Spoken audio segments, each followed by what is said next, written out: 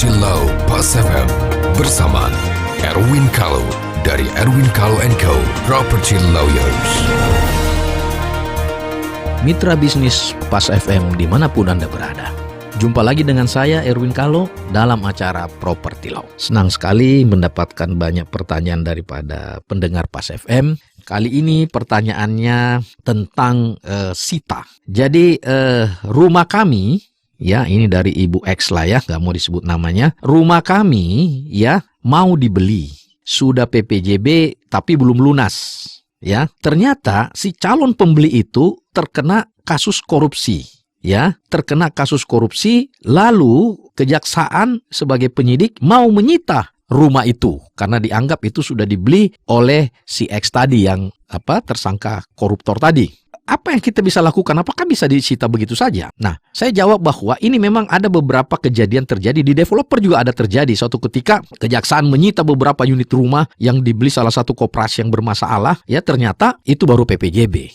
Nah, secara hukum memang penyidik berhak menyita ya barang-barang milik si tersangka korupsi itu ya untuk mengamankan supaya tidak dialihkan atau dikaburkan lah. Itu merupakan barang-barang bukti ya. Namun yang harus definisi yang tegas di sini adalah barang-barang milik si tersangka korupsi. Pertanyaannya, apakah PPJB itu sudah menjadi milik si koruptor apa tidak? Kan begitu ya. Nah, kalau baru PPJB belum terjadi transfer of right, bukan milik dia atau belum menjadi milik dia, apalagi belum lunas. Sehingga kejaksaan harus memverifikasi secara jelas bahwa ini bukan harus dikeluarkan dalam barang sitaan. Itu tidak boleh. Nah, kadang-kadang kalau kita diem aja, itu akan disita terus masuk dalam berita acara bukti di pengadilan. Akhirnya kejaksaan bilang, ya udah tunggu aja sampai inkrah. Lah, berapa lama rumah kita disegel sama kejaksaan begitu? Ya. Nah, ini saya kira kejaksaan atau KPK harus bijak melihat barang-barang sitaan apakah dipastikan apakah itu sudah menjadi. Nah, dalam kasus ini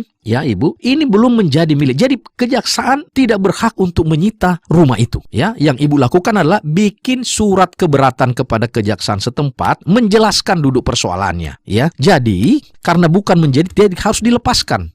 Yang bisa sebenarnya adalah uangnya. Tetapi kalau menurut perjanjian uangnya sudah menjadi milik penjual atau ibu, kejaksaan juga tidak bisa menyita uang itu. Kecuali uang itu uang titipan. Ya kan? Kalau uang titipan boleh dia sita, tapi kalau itu uang ibu, yang sekarang pertanyaannya kalau dia sudah DP, apakah itu masih menjadi uangnya si tersangka korupsi atau sudah menjadi milik ibu? Nah, kita lihat lagi PPJB bunyinya gimana? Ya, kalau PPJB kan biasa uang muka tidak dapat ditarik kembali. Lah itu berarti bukan miliknya si tersangka korupsi. Berarti kejaksaan atau KPK tidak bisa menyita rumah yang masih PPJB dan tidak bisa mengambil uang itu karena itu bukan uangnya si tersangka korupsi. Ya, nah sekarang bagaimana caranya? Ibu cari penasihat hukum atau kalau mau langsung bikin surat keberatan menjelaskan duduk persoalannya. Yang intinya surat itu permohonan untuk dikeluarkan dari barang sitaan, ya, barang sitaan dikeluarkan, ya, karena bukan menjadi miliknya si tersangka. Yang kedua, biasanya kalau kejaksaan tidak mau, ibu kirim ke pengadilan, ya, pengadilan tipikor, ya, bahwa ini tolong dikeluarkan dari daftar alat bukti. Saya ada satu klien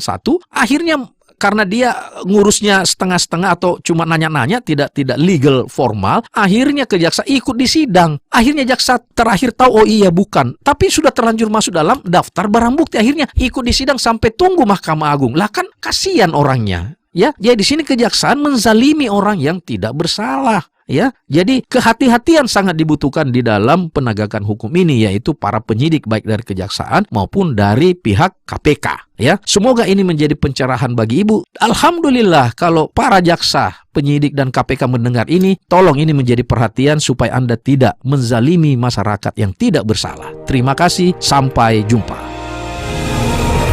Nantikan Property Law Pas FM berikutnya. Bila Anda memiliki pertanyaan Property Law, email ke redaksi@pasfm.com. redaksi@pasfm.com